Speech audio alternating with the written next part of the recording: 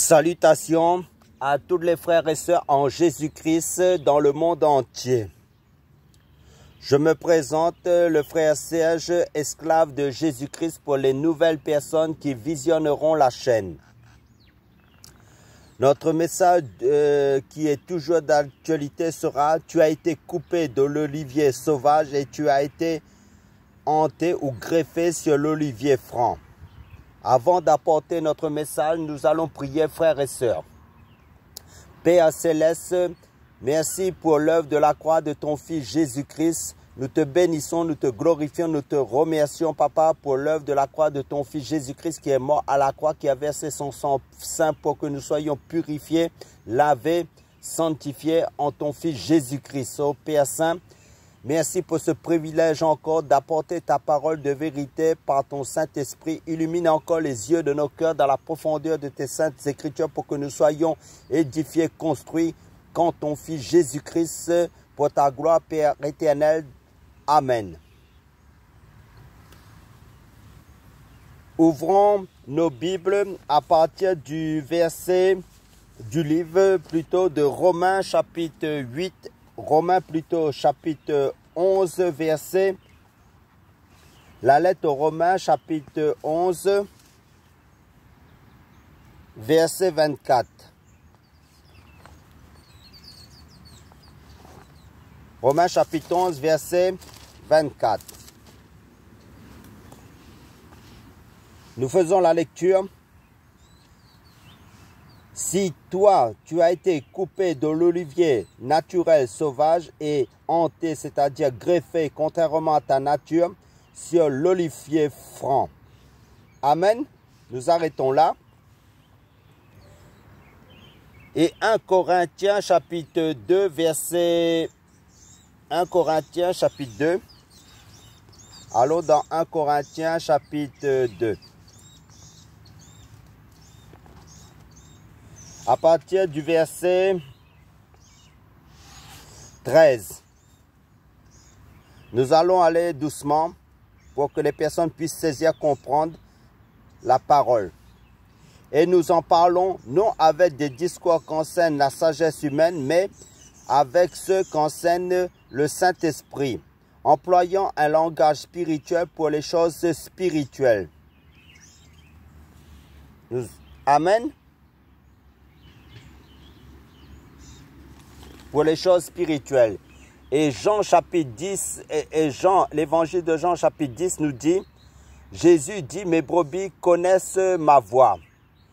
Et dans l'évangile de Luc chapitre 8 verset 10, Jésus dit, il vous a été donné de connaître les mystères du royaume de Dieu. Mais pour les autres, cela leur est dit en parabole, afin qu'en voyant, ils ne voient point et qu'en entendant, ils ne comprennent point. Pour revenir dans 1 Corinthiens chapitre 2, verset 10, la parole de Dieu nous dit, Dieu nous les a révélés par l'Esprit, car l'Esprit sonde tout, même les profondeurs de Dieu.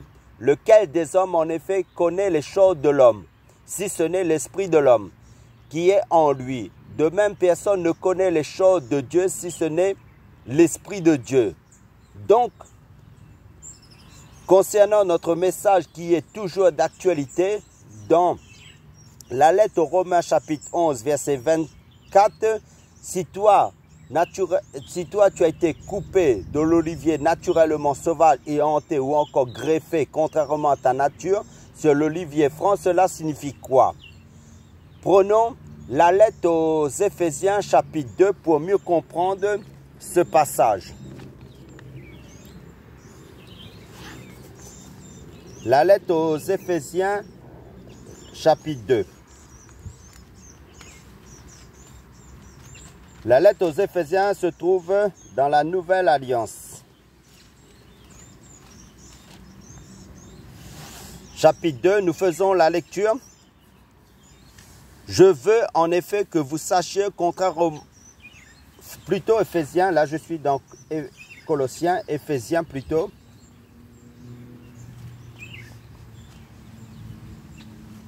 Éphésiens chapitre 2. Vous étiez morts par vos offenses et par vos péchés, dans lesquels vous marchiez autrefois, selon le train de ce monde, selon le prince de la puissance de l'air de l'esprit qui agit maintenant dans les fils de la rébellion. Nous tous aussi, nous étions de leur nombre et nous vivions autrefois selon les convoitises de notre chair, accomplissant les volontés de la chair et de nos pensées. Et nous étions par nature des enfants de colère comme les autres. Mais Dieu, qui est riche en miséricorde à cause du grand amour dont il nous a aimés, nous qui étions morts par nos offenses, nous a rendus à la vie avec Christ. C'est par grâce que vous êtes sauvés. Il nous a ressuscités ensemble et nous a fait asseoir ensemble dans les lieux célestes en Jésus-Christ, afin de montrer dans les siècles à venir l'infinie richesse de sa grâce par sa bonté envers nous en Jésus-Christ. Car c'est par la grâce que vous êtes sauvés par le moyen de la foi et cela ne vient pas de vous. C'est le don de Dieu, ce n'est point par les œuvres afin que personne ne se glorifie. Amen. Car nous sommes son ouvrage ayant été créé en Jésus-Christ pour de bonnes œuvres que Dieu a préparées d'avance afin que nous les pratiquions. C'est pourquoi vous, autrefois païens dans la chair, appelés incirconcis, par ceux qu'on appelle circoncis et qui le sont en la chair, par la main de l'homme. Souvenez-vous que vous étiez en ce temps-là sans Christ, privés du droit de cité en Israël, étrangers aux alliances de la promesse, sans espérance et sans Dieu dans le monde. Mais maintenant, en Jésus-Christ, vous qui étiez jadis éloignés, vous avez été rapprochés par le sang de Christ. Alléluia! Car il est notre paix, lui qui des deux n'en a fait qu'un et qui a renversé le mur de séparation, l'inimitié, ayant anéanti par sa chair la loi des ordonnances dans ses prescriptions, afin de créer en lui-même avec les deux un seul homme nouveau, en établissant la paix et de les réconcilier l'un et l'autre en un seul corps avec Dieu, par la croix, en détruisant par elle l'inimitié. Il est venu annoncer la paix à vous qui étiez loin et la paix à ceux qui étaient près. Car par lui, nous avons les uns et les autres accès auprès du Père dans un même esprit. Ainsi donc, vous n'êtes plus des étrangers ni des gens du dehors, mais vous êtes concitoyens des saints, gens de la maison de Dieu. Vous avez été édifiés sur le fondement des apôtres et des prophètes, Jésus-Christ lui-même étant la pierre angulaire. En lui, tout l'édifice, bien coordonné, s'élève pour être un temple saint dans le Seigneur. En lui, vous êtes aussi édifiés pour être une habitation de Dieu dans l'esprit. Amen. Alléluia. Et la lettre aux Colossiens, chapitre 1, verset 12, nous dit aussi: rendez grâce au Père qui nous a rendus capables d'avoir part à l'héritage des saints dans la lumière, qui nous a délivrés de la puissance des ténèbres et nous a transportés dans le royaume de son Fils, de son amour, en qui nous avons la rédemption par son sang, la rémission des péchés. Il est l'image du Dieu invisible, le premier-né de toute la création, car en lui ont été créées toutes les choses qui sont dans les cieux et sur la terre, les visibles et les invisibles, trône, dignité, domination, autorité, tout a été créé par lui et pour lui. Il est avant toute chose et toute chose subsiste en lui. Il est la tête du corps de l'Église, il est le commencement, le premier-né d'entre les morts, afin d'être en tout le premier. Car Dieu a voulu que toute plénitude habitât en lui, il a voulu par lui réconcilier tout avec lui-même, tant ce qui est sur la terre que ce qui est dans les cieux, en faisant la paix par lui, par le sang de sa croix. Et vous qui étiez autrefois étrangers, ennemis par vos pensées, par vos mauvaises œuvres, il vous a maintenant réconciliés par sa mort dans le corps de sa chair, pour vous faire paraître devant lui saint, irrépréhensible et sans reproche, et si du moins vous demeurez fondés, inébranlables dans la foi, sans vous détourner de l'espérance de l'évangile qui vous a été, que vous avez entendu et qui a été prêché à toute créature sous le ciel. Amen. Alléluia. Et la lettre aux Romains, chapitre 9, nous déclare aussi, à partir du verset 24,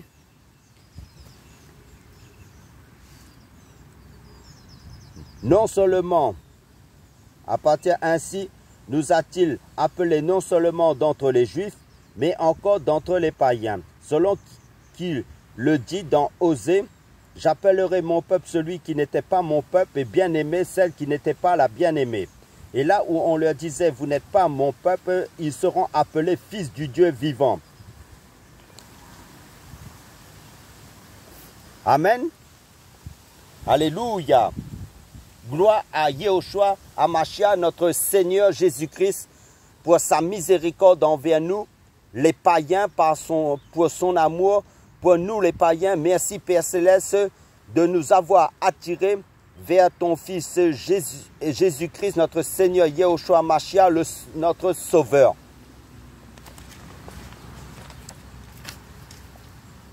De notre âme, amen, le salut de notre âme, notre bon berger, notre Elohim, notre pain de vie, notre roi des rois, notre Yah, notre El, notre Yahweh, notre Adonai, notre avocat, notre grand souverain sacrificateur, selon l'ordre de Melchisedec, qui n'a ni commencement de jour, ni fin de vie. Notre Seigneur des Seigneurs, le lion de la tribu de Juda, le Fils de l'homme, El Elyon, notre Yehoshua Hamashiach, notre Seigneur Jésus-Christ, qui est le même hier, aujourd'hui et pour l'éternité en éternité. Car Seigneur Jésus-Christ, tu es le chemin, la vérité et la vie. Car Dieu a tant aimé le monde qu'il a donné son Fils unique, Jésus-Christ, afin que quiconque croit en lui ne périsse point, mais qu'il ait la vie éternelle. Amen. Et la lettre aux Romains chapitre 8 nous déclare aussi à partir du verset 28, nous savons du reste que toute chose concourt au bien de ceux qui aiment Dieu, de ceux qui sont appelés selon son dessein. Car ceux qu'il a connus d'avance, il les a aussi prédestinés à être semblables à l'image de son Fils, afin que son Fils fût le premier-né entre plusieurs frères. Et ceux qu'il a prédestinés, il les a aussi appelés. Et ceux qu'il a appelés, il les a aussi justifiés. Et ceux qu'il a justifiés, il les a aussi glorifiés. Que dirons-nous donc à l'égard de ces choses? Si Dieu est pour nous, qui sera contre nous? Lui qui n'a point épargné son propre Fils, mais qui l'a donné pour nous tous, comment ne nous donnera-t-il pas aussi toutes choses avec lui? Qui accusera les élus de Dieu? C'est Dieu qui justifie. Qui les condamnera? Christ est mort, bien plus, il est ressuscité. Il est à la droite de Dieu et il intercède pour nous. Qui nous séparera de l'amour de Christ? Sera-ce la tribulation, ou l'angoisse, ou la persécution, ou la faim, ou la nudité, ou le péril, ou l'épée? Selon qu'il est écrit, c'est à cause de toi qu'on nous met à mort tout le jour, qu'on nous regarde comme des brebis destinées à la boucherie. Mais dans toutes ces choses, nous sommes plus que vainqueurs par celui qui nous a aimés. Car j'ai l'assurance que ni la mort, ni la vie, ni les anges, ni les dominations, ni les choses présentes, ni les choses à venir, ni les puissances, ni la hauteur, ni la profondeur, ni aucune autre créature ne pourra nous séparer de l'amour de Dieu manifesté en Jésus-Christ notre Seigneur. Amen. Alléluia. Seigneur, tu es trop fort. C'est toi qui nous as greffés en toi, Seigneur Jésus-Christ. Merci pour l'œuvre de la croix, Seigneur Jésus-Christ. Merci pour cette grâce, Papa. Amen. Alléluia. Continuons notre message. Parce que la lettre de 2 Corinthiens chapitre 5 verset 17 nous dit aussi, si quelqu'un est en Christ, il est une nouvelle créature, les choses anciennes sont passées, voici toutes choses sont devenues nouvelles.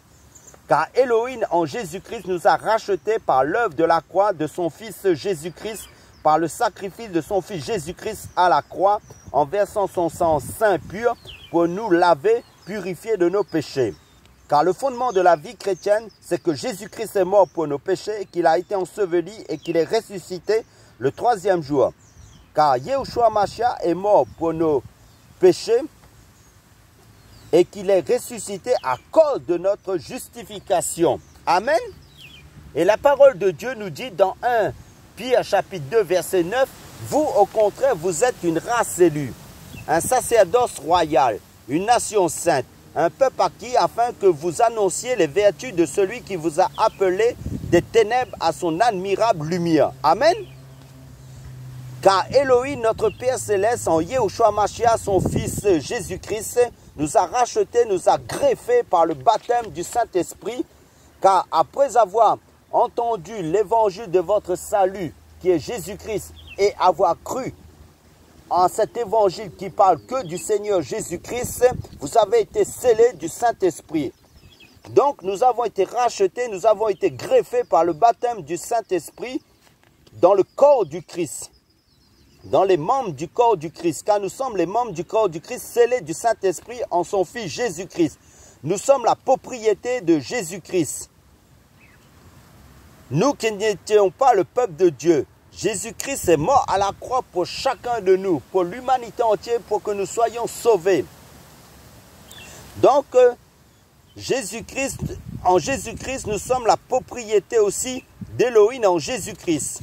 La fiancée de Jésus-Christ est en vue des noces de l'agneau de Dieu pour l'enlèvement de son Église. Car Jésus-Christ revient prendre son Église, qui est le corps du Christ, du Mashiach. Car Elohim, notre Papa Céleste, en Yehoshua Mashiach, nous a adoptés, inclus dans la famille céleste, nous a donné l'identité spirituelle en Yehoshua Mashiach.